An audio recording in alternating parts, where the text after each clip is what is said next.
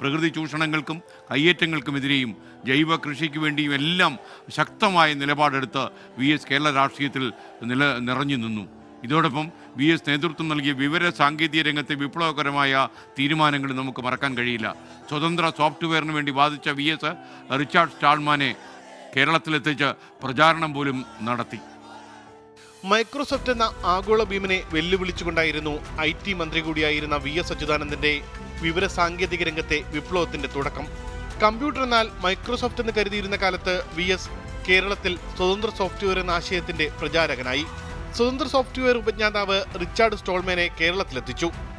സ്കൂളുകളിൽ സ്വതന്ത്ര സോഫ്റ്റ്വെയർ അധിഷ്ഠിതമായ പാഠ്യപദ്ധതി കൊണ്ടുവന്നു.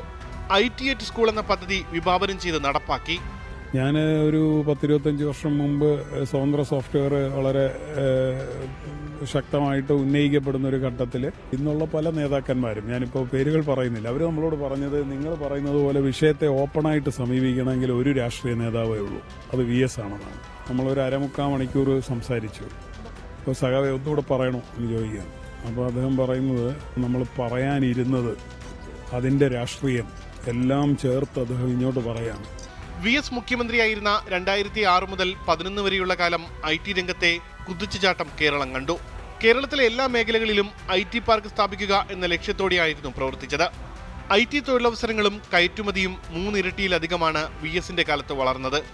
എല്ലാവരെയും ഉൾക്കൊള്ളുന്ന വിജ്ഞാന സമൂഹം എന്ന ആശയമായിരുന്നു VS IT നയത്തിലൂടെ മുന്നോട്ട് വെച്ചത്.